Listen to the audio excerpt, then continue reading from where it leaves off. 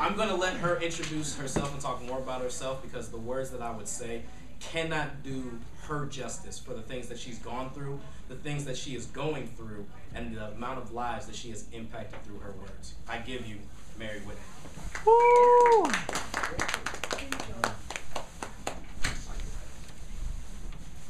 Thank you guys so much for being here. And it's been a long day, hasn't it? I wanted to say, I want to give you a little bit of the background on the work that I do in community before I get into my presentation. I work with young boys and girls many times who are exiting correctional institutions. I do domestic violence workshops. I'm a domestic violence advocate for over 17 years. And I say beyond survival mode, because we know what it's like to be a victim, and we know what it's like now to be an advocate. The young boys and girls that I work with are in an alternative setting. I've been there for years. I really went to the Minneapolis Convention Center to do a presentation to 5 alternative schools combined, the 10 directors. And I just thought that I was going to one school that day and just do a presentation, but when I drove to the school, it was closed. And it was all the way in Blaine. So I rushed back home and got on the internet and Googled Youth Summit. And it just so happens it was at the Minneapolis Convention Center. I hadn't planned a PowerPoint or a presentation or nothing. I just got on the phone, told them, was it the school there? They said, yeah, and I headed down there. And I was the keynote with Judge Pamela Alexander, K.G. Wilson. I'm sure many of you know that name. He's a powerful advocate and minister throughout the community, especially in North Minneapolis, for those who have lost their children's lives to violence. And I wanted to say the director had bought 25 of my first book, 25 of my last book. She said she read them both in 8 hours. And that is why she chose me to do the presentation. And to make a long story short, the kids that I work with are homeless, at risk of being homeless. A lot of them have mental health issues. They're dealing with a lot of things. They're snorting bath salts, they shoot heroin sometimes, and they're couch hopping many times. So when a person asks a young person, you know, why can't you sit still, or why don't you do this project, or why don't you do that, without saying, how are you doing, what has your day been like, you know, we need to find out those things. And so we do help our youth socially, emotionally, mentally. We are there for them. We are a project-based program and a work-based program. And we help them apply for colleges for 2 years of college. We also do social services on site. We take them to the doctor if we need be. We feed them, we clothe them, and we have showers there, and we do also sometimes wash their clothes if that's what's needed. We do whatever it takes to make them feel good about who they are. I'm a victim offender dialogue facilitator for the Department of Corrections as a volunteer for over 9 years now. I'm a conflict resolution specialist with the Conflict Resolution Center in Minneapolis. So I try my best to give back to the community. I've done over 5,600 hours of free work in our community, and to me none of it's free, because it's helped me change who I was and change my own life. And so I have a PowerPoint presentation for you guys to have, because some people are into technology. And I had a lot of little video clips and different things that I was going to show you along the way. I've given you 3 different handouts. One is the PowerPoint, one is an ACE survey that I want you guys to fill out when we get a little further. But I'm going to share a little bit with you about my background. And if you don't mind, I'll just do it in the way of reading a short chapter from my book for you guys. It's called Robbed of a Childhood Raped by the System. I sent it in nationally. It received 5 stars. I've not had no writing classes or anything like that. I just wrote it with my heart, and I wrote my life story, and that is what it is. It's all there, it's the truth, and that's what happens in some of our lives. But I was one of those individuals who believe woe is me because of domestic violence and because of being raped from 6 to 11. But now I know why I went through what I went through and how I'm that advocate that I am today. But I thank you all for being here. Cool. So it's called Childhood Memories and Nightmares. It says, as a child, I was not very proud of my life, starting at a point in my life that I can remember. I remember the day my mother decided to marry a man named Harry Creek. He was a large, tall, brown-skinned man, very good-looking, at least to some who knew him. He had 3 sons and a daughter ranging from 16 through 20 years of age. Anne was the oldest of the bunch. Before my mother married Harry, I remember us being so happy-go-lucky. We shared a house with my great-grandmother, my mother, my brother, my little sister, and I, and we sometimes got into trouble with Mom. She would go out and do things mothers had to do to parent her children. And so watching my brother and I was really hard for her because she had broke her hip when she was younger. And so one day my mom had left, and me and my brother poked holes in about 89 cans of peaches, and we sucked the juice out of the peaches. Those are just one of the mischievous things we did. I also remember my mother being gone another time, and my baby sister fell behind the bed. My great-grandmother was caring for us, and when my mother arrived back home, my sister was dead from suffocation. This was a horrifying experience for us. I don't really believe I ever got over the pain of that. I just hid it deep down inside. I don't remember much about my real father before my mother married Harry. My mother was a thin black woman, about 5 feet 3 inches tall, weighing about 115 pounds. She had black, medium-length hair. Everyone in that town had told my mother not to marry Harry because they objected to it, because his first wife had died mysteriously, and no one really understood what had happened during that death, and so they tried to stop her from marrying him. But no one could tell her anything negative about my stepfather. Well, they could, but that did not mean that she was going to listen. She was so blinded by his smooth-talking ways, she really couldn't hear what people were saying to her. And as you may well imagine, my mother went ahead and she married this man. Little did she know that was the beginning of the end for her. We moved to Harry's farm deep in the woods in Henderson, Tennessee, into a house which was kind of scary. It was very large. And I remember I was always afraid to be alone in that old house. Sounds came from every direction, and my heart would race and pound as if it would jump right out of my little 6-year-old chest. For me, the nightmare began on day 2 on that farm. That day, my stepbrother Willie waited for the others to leave for work to hoe or pick cotton in Mr. Berry's field, and after everyone was gone, Willie started to undress me. He did not ask permission to undress me. He just started taking my clothes off, and the ordeal began.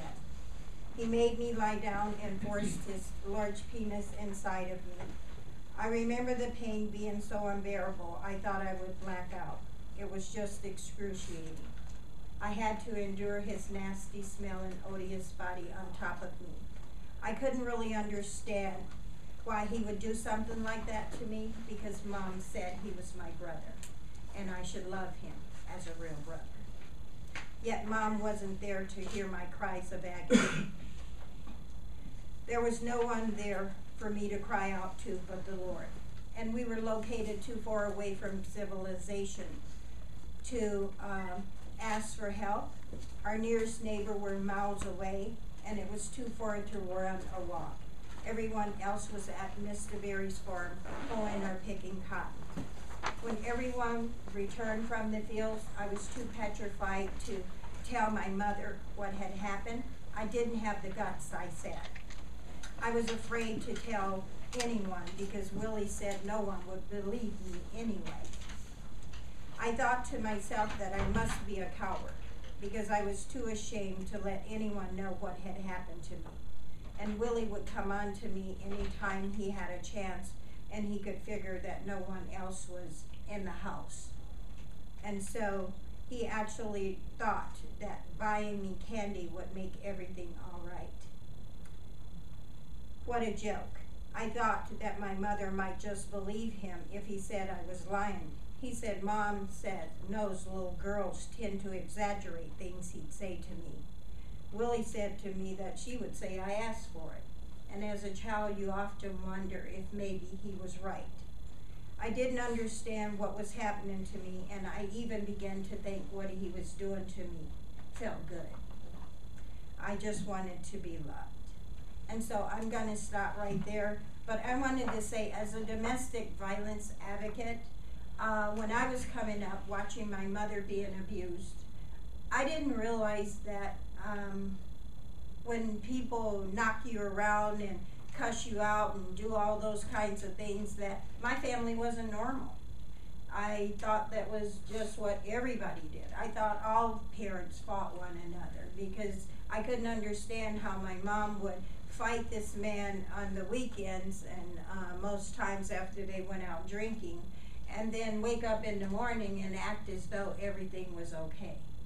And we were angry and we were upset at times, and I'd say, Mama, you know, I mean, how can you still sleep with him, and how can you let him do these things to you? And there was another time that he was fighting my mom, and it was so violent that I jumped on his back as this little girl, and I tried to bite him on his neck, because that's what we do. We try to protect the ones we love. And he slammed me like I was a rag doll against the wall. And my mom ran in the kitchen, grabbed a butcher knife, and she stabbed him. And she pulled down on the knife like she was gutting a hog, I said, in the book. And so from that, I don't like blood, and I don't like the smell of alcohol. And some friends think that's a blessing because I don't drink. Didn't say I didn't at one time in my life smoke marijuana or try crack cocaine, because I did. Those kinds of things, I'm a blessing because I'd see my friends crawling around on the floor looking for another hit, and I started praying. And I said, Lord, I don't want to be like that. So can you help me? And if you help me in this moment, I'll never do that again. And so I eventually got delivered from that, but it was not an overnight occurrence. And I wanted to say that the face of violence through the eyes of a child is different than the eyes of an adult, because I've seen it on both sides. Not only have I seen it on both sides, I've been at the blunt of the force of those blows upside my head or to my body. My first husband that raped me when I was 17, before we got married, he was my boyfriend of 4 years, raped me at his sister's baby shower, really. All of it's in the book, so if you ever read Robbed of a Childhood Raped by the System, I didn't hold my tongue and I didn't hold anything back, because violence, especially in the African American community, is huge. And it's much more prevalent in the African American community than it is in the European American community or the Hispanic community or other communities of color. And a lot of times it's black on black crimes. It's not that stranger danger that many times people tell us to watch out for the stranger. When rapes and incest is happening, it's not always those strangers that are doing it. It's within the family. And why can we as a community not begin to address this issue and begin to talk about it much more, so that we can begin to heal our communities on our own as well? We don't always need somebody else to give us that quick fix or to take care of us. And how do we do this together? I wanted to say, learning to function in a home where violence occurred daily, it just became normal to us. You know what I'm saying? Being inside that family and seeing the violence off and on, and living to the moments where we had clearing and we could breathe and We were not always gonna be 4 of us in the same bed, boys and girls. I think that's what caused a lot of the ancestral problems anyway, because I don't believe we should be in beds together as boys and girls anyway. I have given you guys a handout that's called the ACE study. Dr. Vincent Folletti did a study on individuals who were upper middle class whites, and it was over 17,000 people. And most of them were 100 to 600 pounds overweight. They were obese. And they used to see like 50,000 people a year. And so what he was noticing, I'm just going to give a quick synopsis, is that the people would lose the weight, and then they were starting to put the weight back on. And after so long, he couldn't understand how people would seem to be getting healthier, but all of a sudden they gained the weight back again. And he did a more extensive study called the ACEs study. And he said that there's like 10 different categories. Normally your family members may have a mental illness, there could be mental abuse, there could be emotional abuse or sexual abuse in the home, there could be a family member who maybe had been incarcerated, but it was 10 different categories. And on the paper that I gave you guys, would you answer those 10 questions for me and then give them back to me?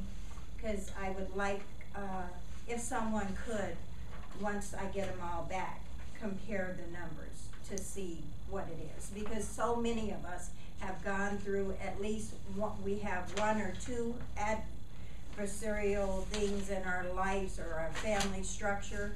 But when I first filled out the test, it was at our school, I was ashamed because there was nothing I couldn't check off of it. And within our school, we're doing a national study, whereas it's up to 25 different categories we have, because homelessness and kids being out there in the world and continuously being harmed the way they're being hurt, and cutters and people doing all kinds of things to themselves. Our kids are dealing with a lot.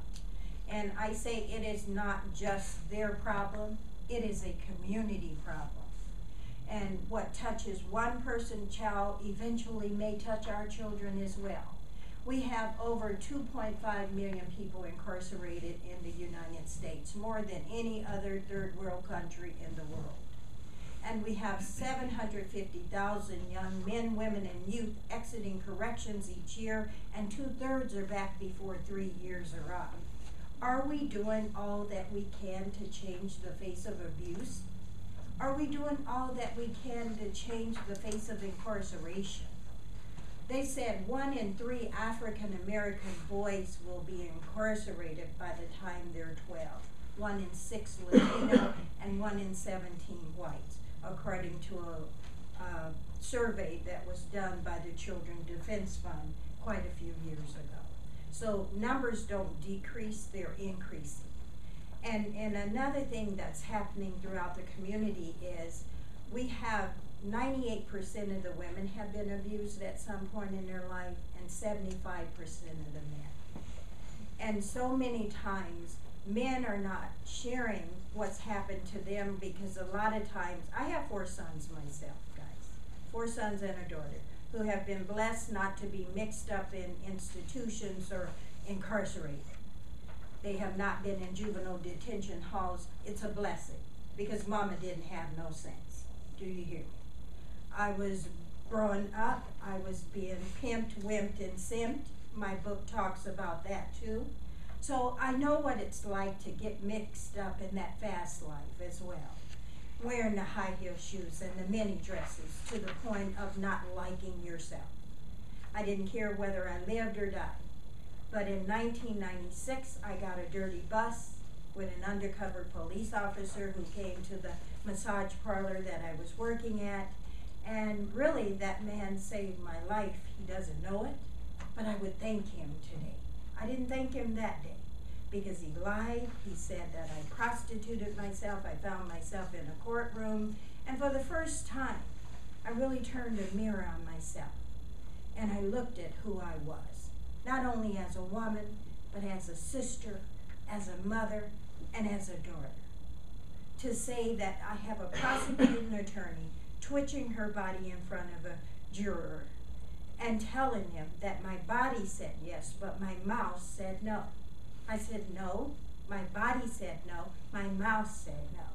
And I was upset. I was crying for days and then weeks.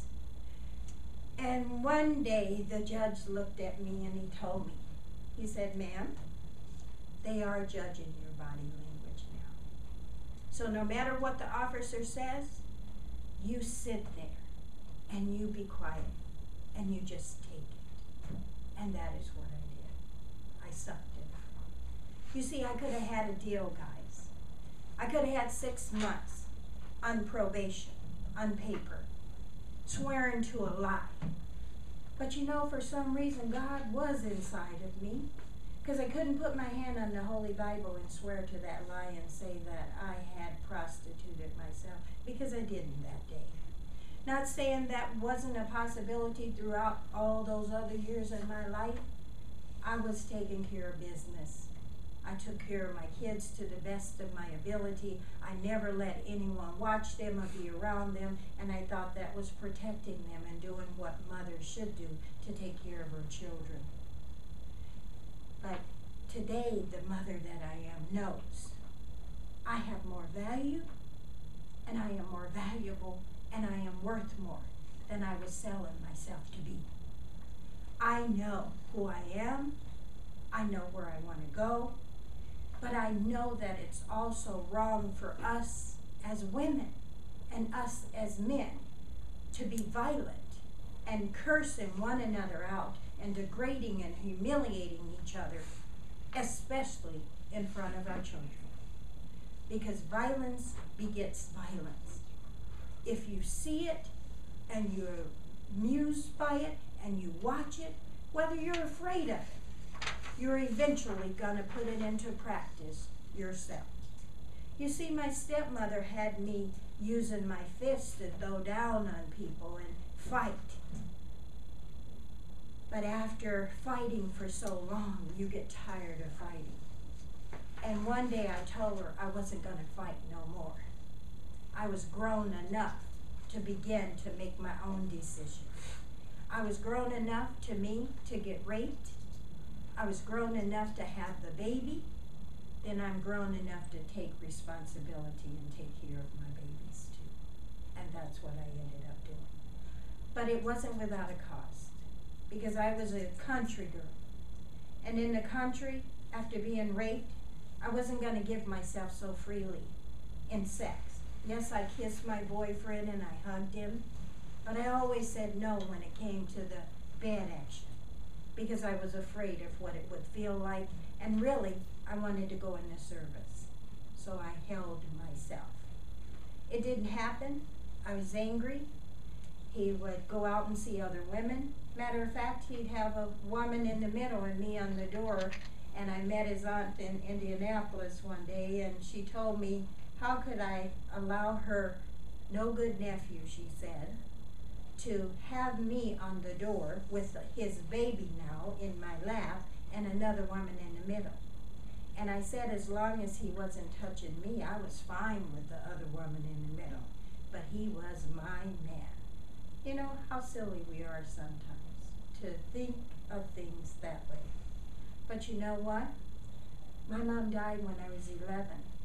I never had anyone to teach me the basics of healthy relationships, which is some of the things I teach our children and our youth today. And it wasn't because I had the knowledge to begin with. I had to learn what it's like to be in a healthy relationship, to study, to show myself approved. I am an ordained reverend too as of July 21st of last year. I have been saved, sanctified, and I will say Holy Ghost filled for over 17 years at Pastor Vernell Thomas' teaching and tutelage at Greater St. Paul Church of God in Christ. I did mention it in my book as well, because he deserved it when he could pull me out of that world, him and First Lady Thomas, the way my feet were planted and rooted in it. I was there. She would say, honey, when you gonna come to church? I say, Mother, these mini dresses and high heel shoes, church? It doesn't work that way. I don't play with God. But I want to tell you something. Sometimes we have to learn to begin to care about and to love ourselves, and then we can do the hard work.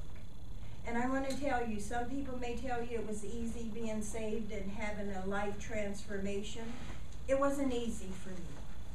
It wasn't easy to have my world turned around and turn into a different person. And I used to stuff all the hidden crevices of the ghosts from my past, from being raped from 6 to 11, and then raped by my boyfriend at 17, and then raped again by my own first cousin, and having another child.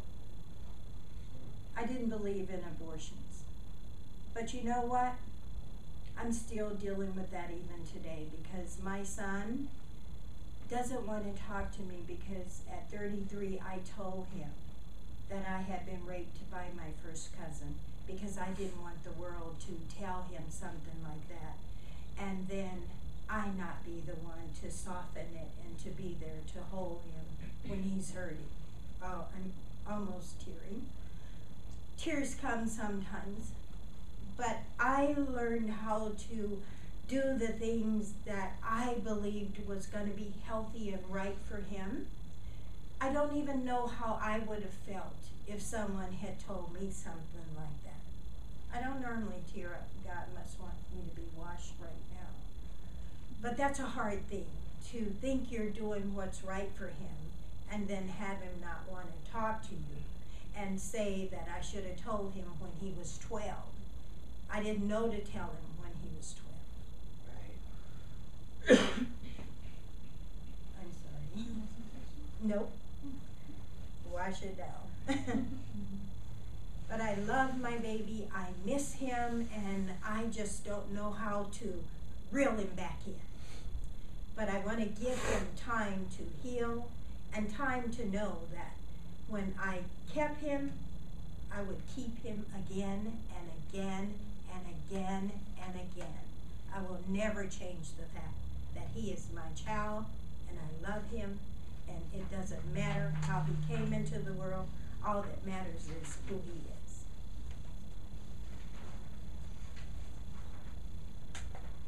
So, did you guys finish your survey? Yeah. Could someone get them for me? I can. Could you please? And do you mind adding the numbers up for me? All of them? Yes, please. It's real easy. Okay. Oh, yeah. Yeah, it's real easy. Okay. Because I want to say this. I believe that there is a hurt child in so many of us, especially if 98% of the women have been abused and 75% of the men. Then that means many of you in this room have gone through either emotional, mentally, sexually, physically, or emotional abuse. And one thing that I've learned in any community, no matter our race, is that pain is pain and hurt is hurt. And how do we begin to heal together, collectively, throughout our communities, so that our children are not suffering from same or similar experiences that we went through? I was doing a presentation at Mankato State years ago. A young man said, I had about 200 people in the room that day. He said, ma'am, what do you do when the person who's being abused starts liking what's happening to them? And I said, honey, I'm going to give a little piece of who I am. And what I want to say is this. It wasn't that I liked what my stepbrother was doing to me when he was molesting me. I liked it less watching my mother being beat down than I did the feelings I got from being sexually abused.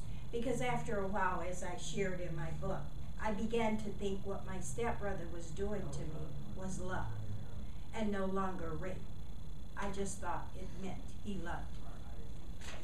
It was a distorted view of thinking, but I was still a child. But what I want to say is this. When I went into the courtroom, I found out the courtroom was raping me more than my stepbrothers were raping me, because they were stripping me of what I thought was my pride and my dignity. Do you hear what I'm saying? That's why I named this book Robbed of a Childhood, Raped by the System. Because the system hurt me, I thought, more than the rape from my stepbrothers.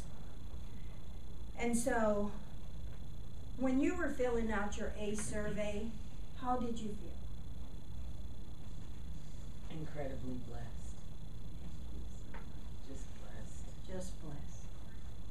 Because so many things, haven't we gone through the ringer sometimes, but we came out of that ringer on the other side.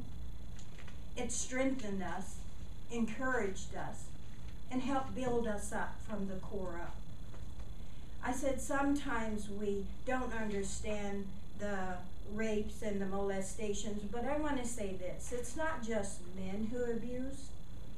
We women abuse too. And I think a lot of times, as for me though, this is personal. For me, when you hurt me over and over and over again, then I get angry. And then that child that was taught to put her fist up and fight comes alive again. And then she begins to be the one that people would say is the perpetrator now. But I wasn't calling it perpetration. I was calling it self-defense and saving my hurt child that's still on the inside. You see, I do a lot of conferences, and sometimes there's 200 or 300 people sometimes, and I used to have panic attacks so bad that I couldn't breathe, let alone stand before anybody and give a presentation. But now I can do those things because I know life is strange. And many people call this thing called life a game. And we're just pawns and players in the game. Thank you for collecting those. You're welcome. Thank you for being here. And I wanted to say that I want to know what the numbers are when he can tell me on there. Anyone else want to share what you were thinking when you were filling out your survey? I really didn't think. I mean, when I read your questions, it made me think of some of the things that actually happened. Went back in my mind as to why my parents didn't do it, or afraid to talk to them about it because I didn't know the outcome. Yeah.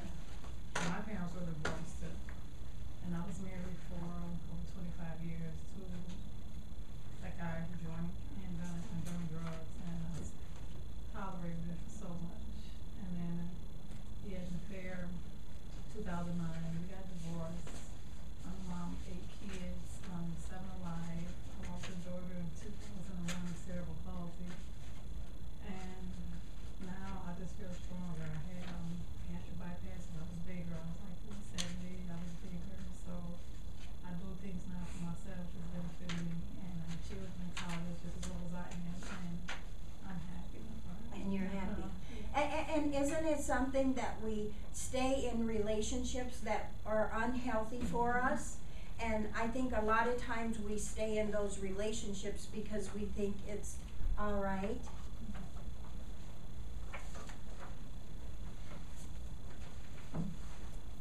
Wow.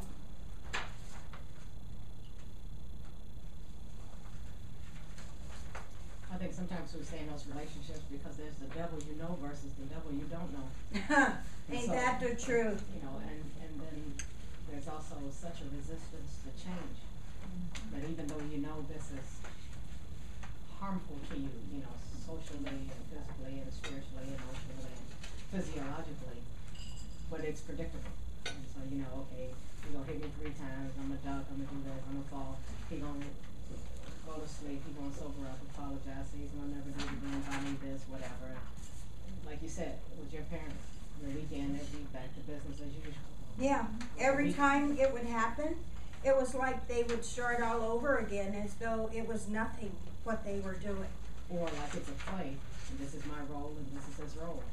Yeah, and it's not a play, because so many kids are being violent today, and even in the schools, we have kids who are hurting one another and getting upset and being abusive to each other, and they're not just trying to slap each other, they're trying to take each other down. Yes, they are. And the rage and the anger and that kind of hatred for one another, it didn't start the day of the fight, did it?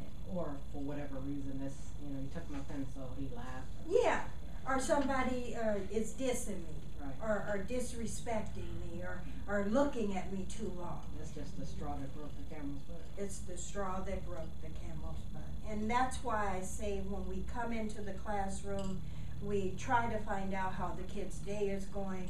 If they're hungry, we feed them. Yep. We need to get to know them. I don't want to go in, because I'm a conflict resolution person, I'm the restorative justice person at our school as well, one of the team leads.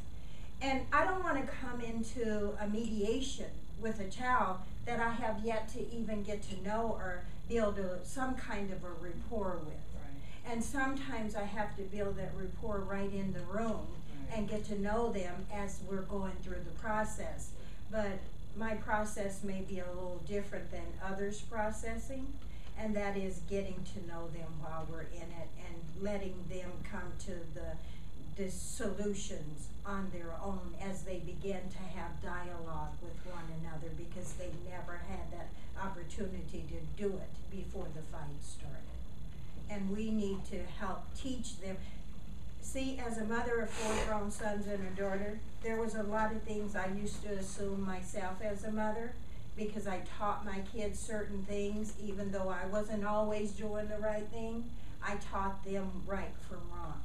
And I taught them how to respect the law and the system, because we never want to get that call that somebody has taken the life of our children because they reached for ID and the officer thought it was a gun. That's how I wanted to share with them. Say yes, sir. No, sir. Yes, ma'am. No, ma'am. Because in the country, you're raised to be that way. And so I had some grounding to start with. And I wanted to say, in these here, we have 2 people who had only 3 people who had 1 adverse childhood experience. We have 2 that had 3.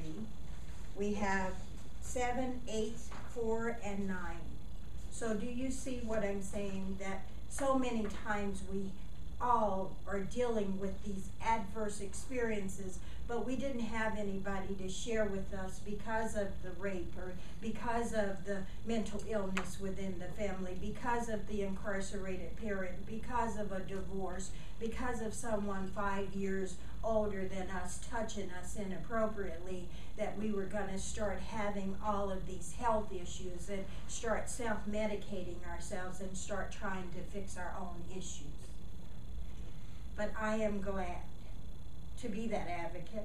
I am glad to have learned from Department of Corrections through their police academy to be able to work with the most serious offenders, more apt to reoffend, because I could have never got all of this experience. I could have never had experience in solving conflicts, because when I was with my relationships, it's an argument going on.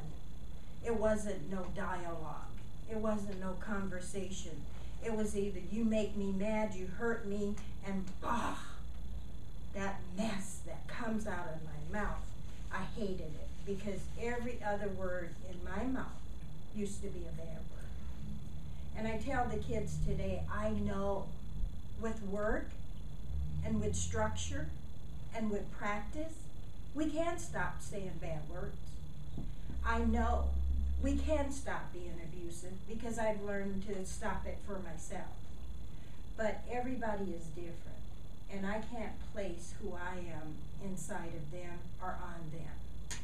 And so how do we begin to heal our communities?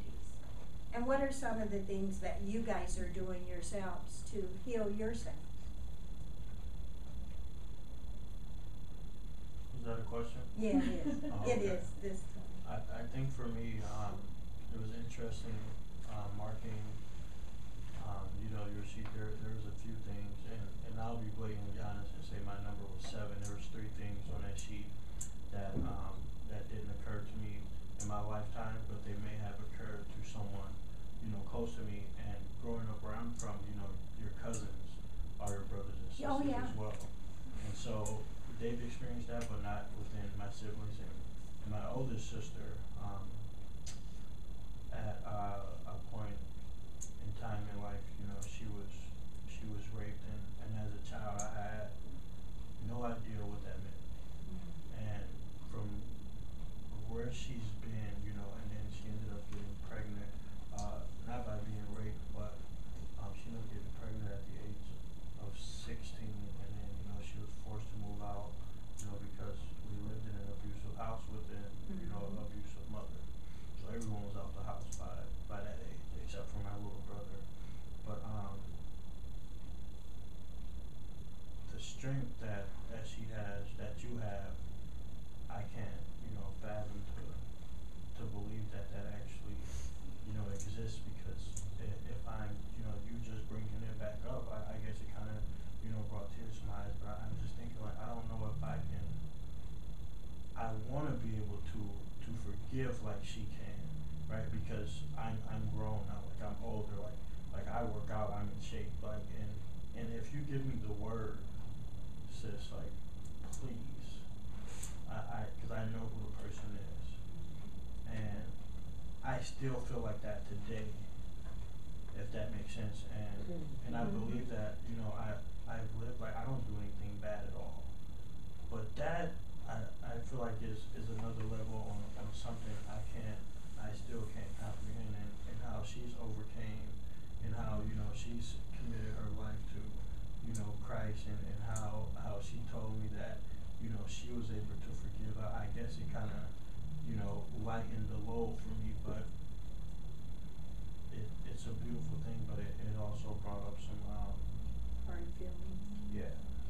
I wanted to say I congratulate you for saying that, and to being so open and honest about it, because those feelings are there. But what I learned from putting my fist down is that even if I beat that person down, it doesn't give her back what was taken.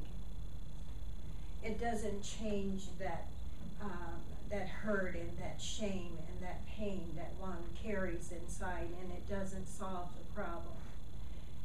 Christ does, though.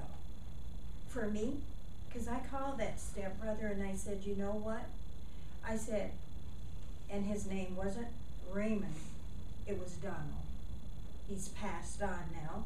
I called him before he died, and I said, Donald, I forgive you for raping me when I was that little bitty girl.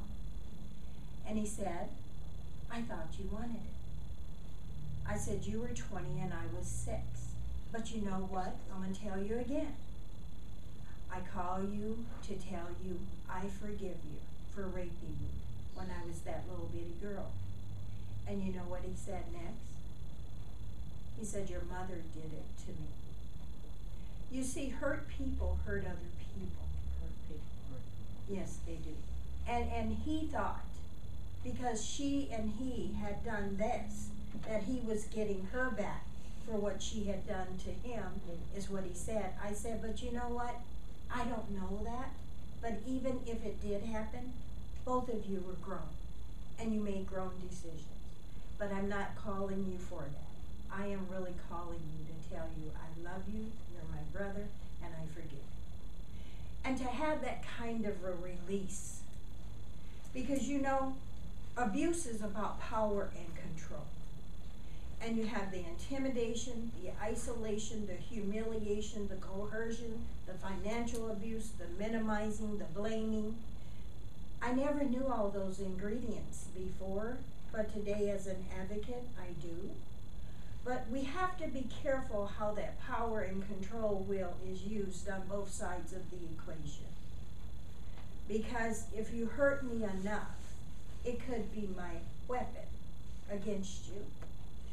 And there could be some forgiveness and some letting go and some making up and that honeymoon stage that we have, and then people curse each other out and call each other names or harm each other again, and then the remorse sets in, and then we start that honeymoon with the flowers and the candy all over again. There's a poem called "He Gave Me Flowers Today," and at the end of it all, she died. The last day he gave her flowers was the day of her funeral. And so I didn't want to have flowers for my funeral with my first husband. So I knew I had to call it off, and that we had to separate because there was too much violence there. And it had gotten to the point whereas I used to let it go and I started fighting back.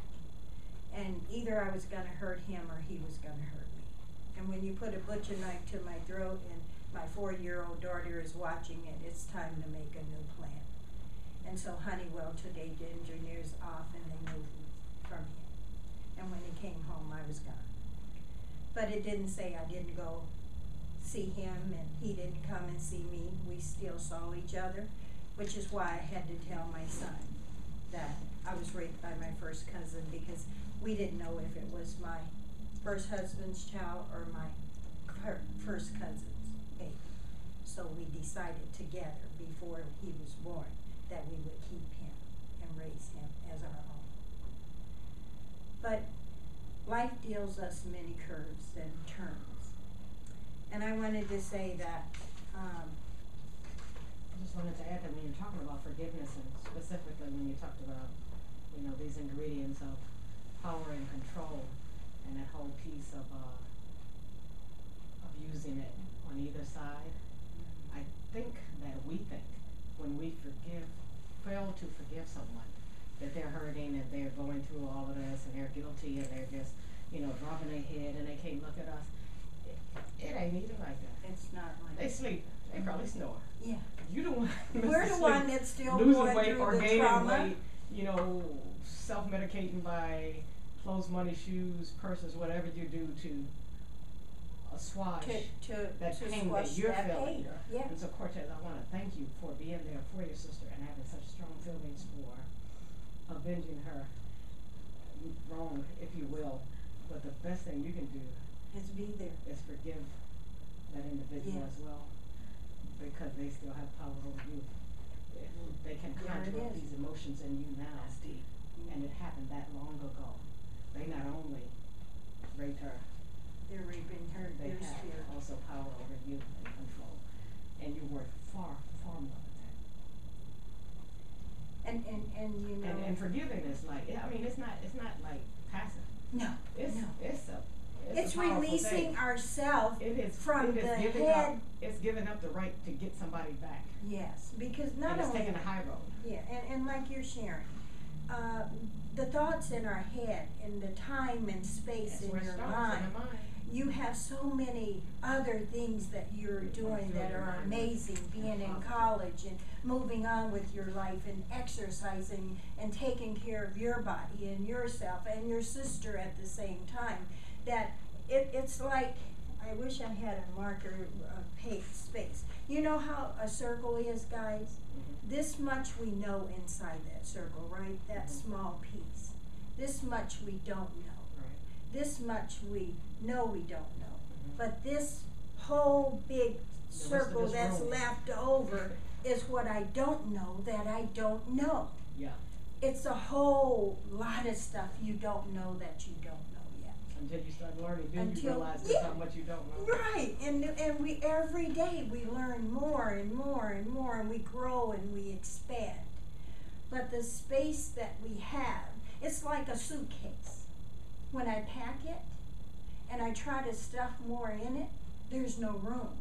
And in the letting go, you're letting go so you have Making room. space and room for other Valuable, things for to, valuable. yes, That you that wanna can be carry. so valuable for you.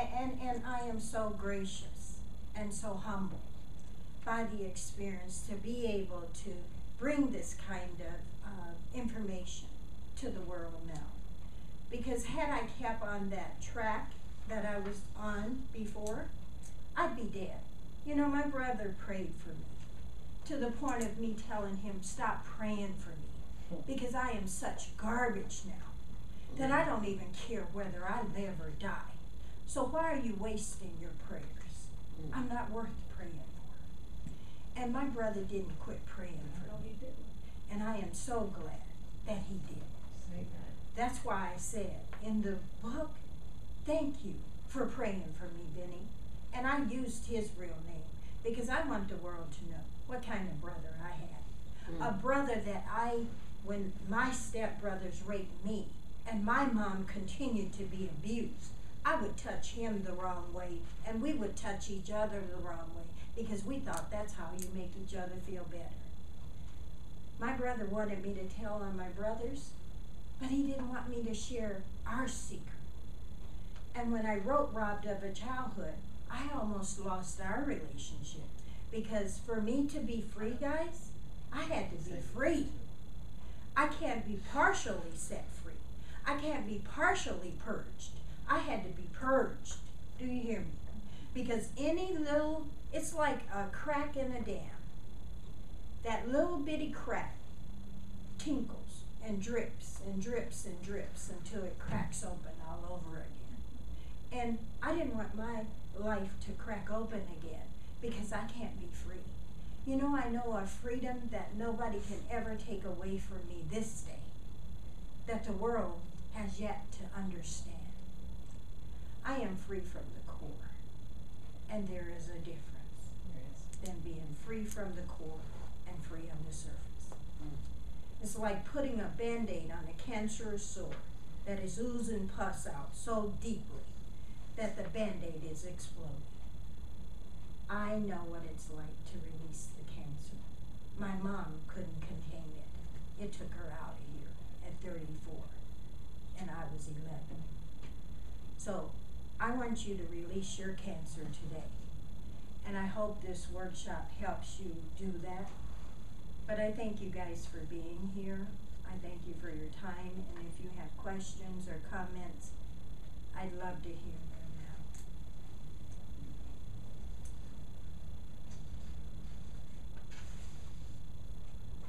I don't think you really answered that first question that you asked. Which one? The one about What we can do in our community. yeah. Oh, okay. Yeah, I started on something else. What can we do?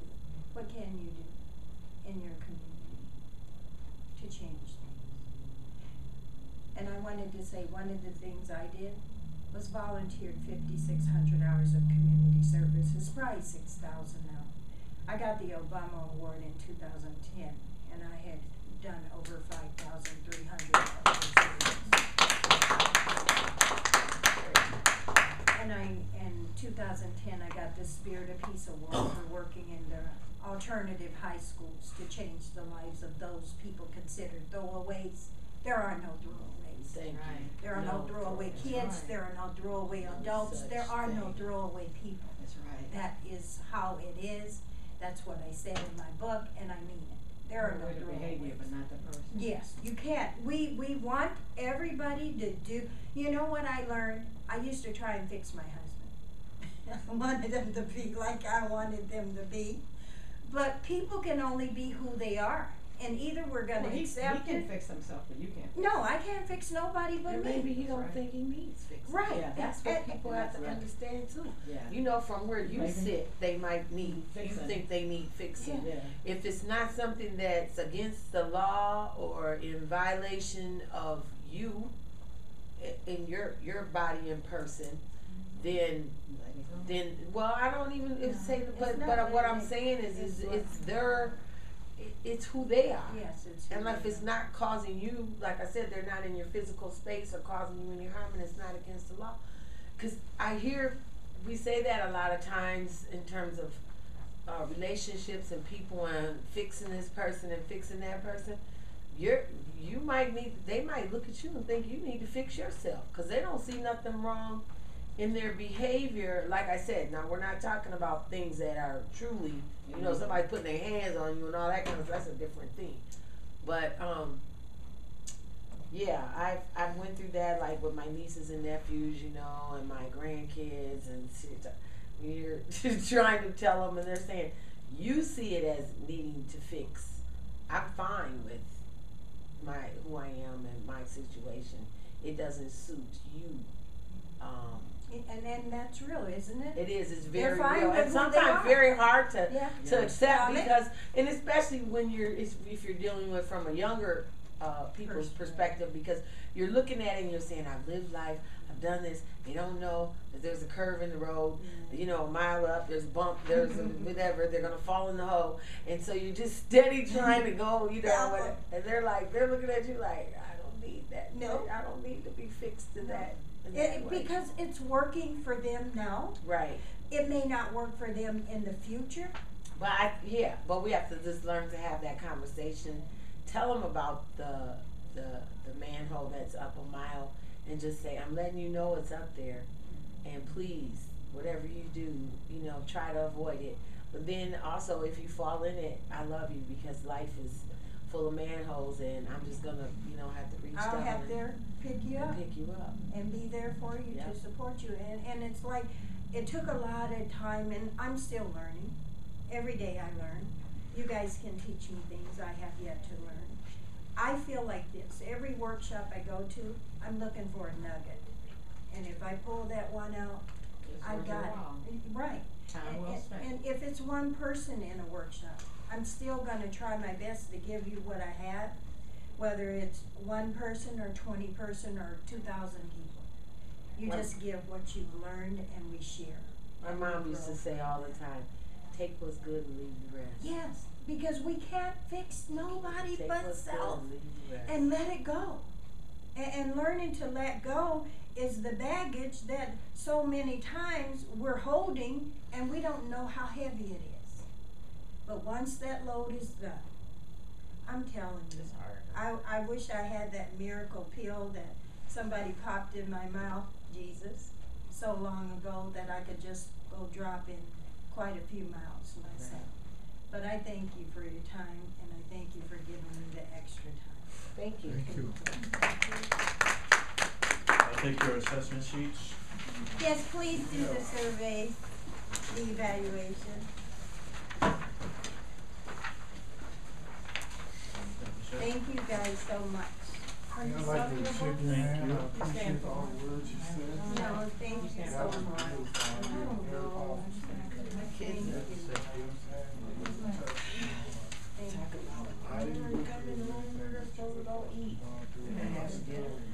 They were out here earlier. And that's why I say it's And I about told the them I was stress. coming right back. It's not all bad. No, it isn't. No, it isn't. And I still got 1 miles to go. Yeah, and me and you both, that's what I say, I got a lot to show, I'm not, thank you so much. That was in the past. Yeah, I had. You have a future ahead. Alright, y'all. You going to that thing? Oh, you want one of these?